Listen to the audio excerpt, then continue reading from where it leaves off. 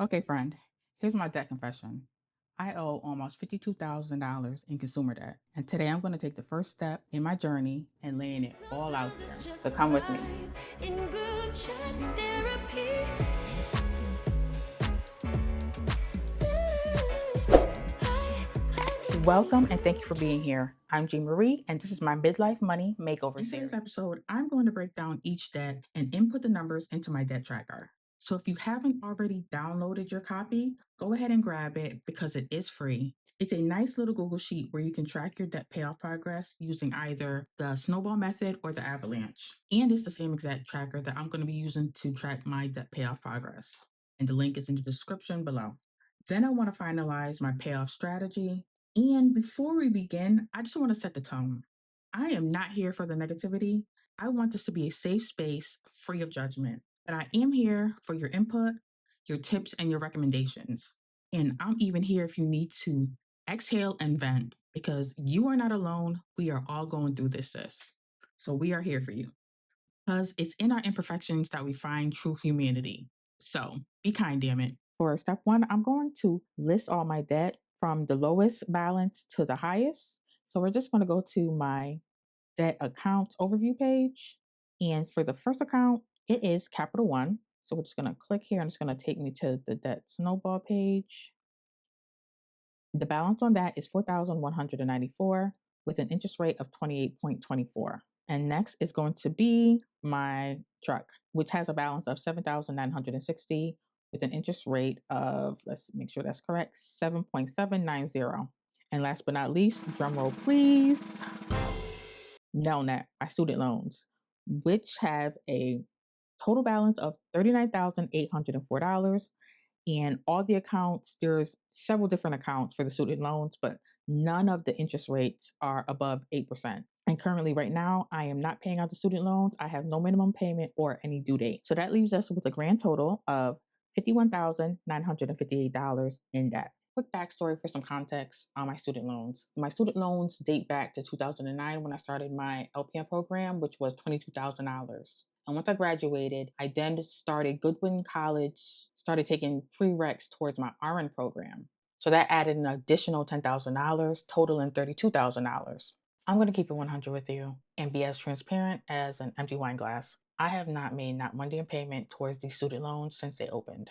I kept pushing it back with forbearance after forbearance after forbearance. Now, fast forward to 2025, it's no longer a total of $32,000 with the added interest of $7,316. The total now is $39,804 in student loan debt. And honestly, it just got to the point that I felt like I was going to die with these student loans. But under this current administration, they don't seem like they're going to let that slide. So here I am making a plan and taking action to get them paid. I already went through the period of guilt tripping, self blaming, and shame. So I don't need any of that in the comments. Please and thank you. Okay, so step one is done. I know how much I owe, the interest rate, and to whom I owe it to. So now I'm going to open up my debt tracker Google Sheet and input all my numbers. And being that I appreciate you so much, I didn't want to bore you, so I went ahead and I entered my numbers off screen. So now I'm just going to show you what it all looks like in the tracker. Once you have copied the tracker into your own personal Google account, click on the tab that says Start Here. This is the setup page. This is where you're going to set your currency, your payoff journey start date, as well as your debt information. So you have your debt, the balance, the minimum payment, interest rate, and then a section for any notes. I'm in the US, so my currency is dollars, and I'm documenting my payoff journey with a start date of today, so August 2025. So I entered Capital One and my car note, which the two of these are pretty much straightforward. It's the student loans where things become a little bit more complex.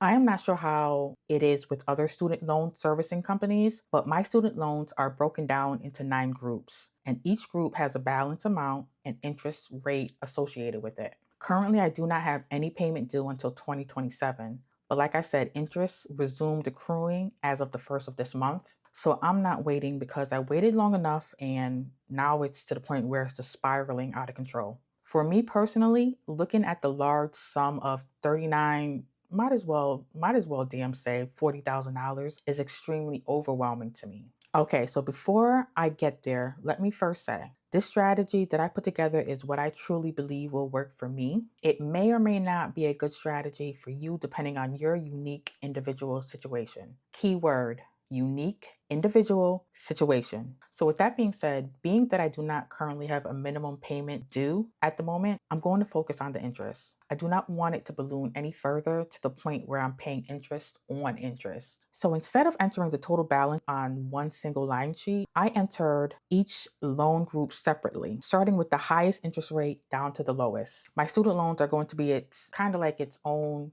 payoff method within a payoff method. Hopefully this makes sense. So these are my two highest interest rate groups right here, the top three, and they're at 6.8%. And they also, well, not all of them, but they pretty much, there's one that has, this one has the highest balance. So this section right here on the setup page is where you can enter numbers in this section right here. So I went ahead and entered my balance, the minimum payment, as well as the interest rates. So if you see, the highest interest debt that I have is the Capital One credit card. It has the interest rate of 28.24.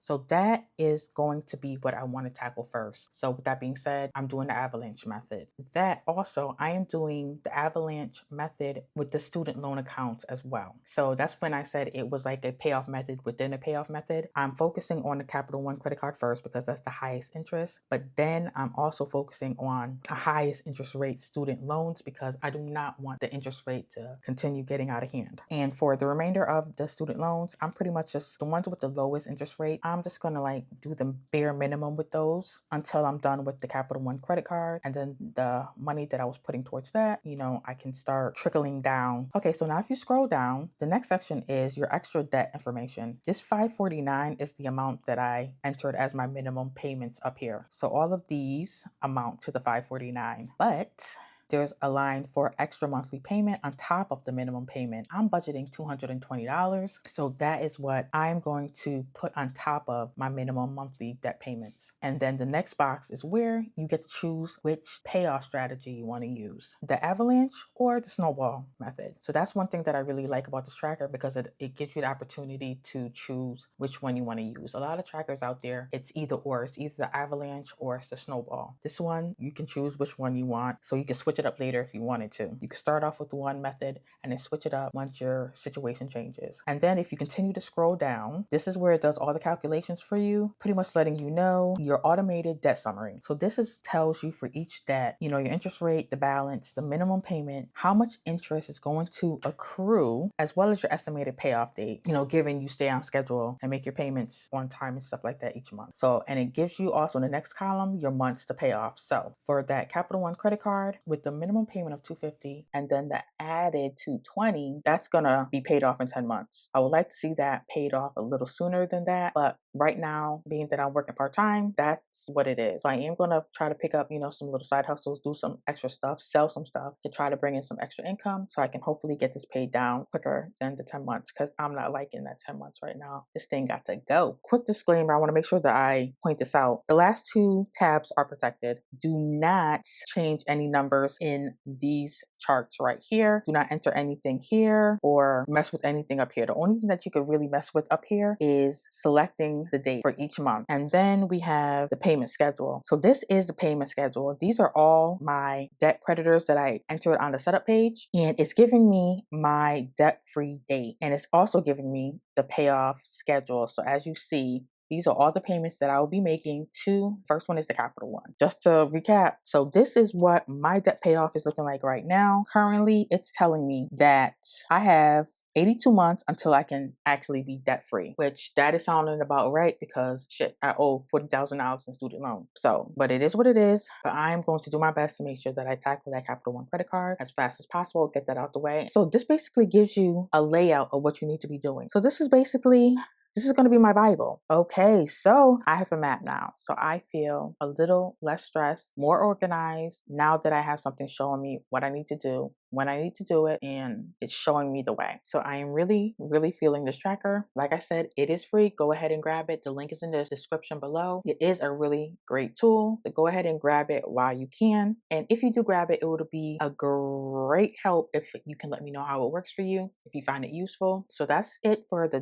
deep dive into my finances. If you would like to continue following my journey, be sure to go ahead and hit subscribe as well as the notification bell so you're notified when I drop a new episode. So next week's episode is going to be more about how I plan on tackling the 100 shares challenge so I can start building up my retirement portfolio. So you really probably don't want to miss that one. I think this challenge is going to be really nice. And go ahead and leave in the comments below, what is your debt payoff method of choice? Are you a snowball girl, or do you like the debt avalanche? Okay, so that's it for the first episode, the debt deep dive into my finances. If you found this video at least a little bit entertaining, be sure to go ahead and give your girls a thumbs up. And I'll see you in the next video. So remember, plan better, budget smarter. Bye. In good chat,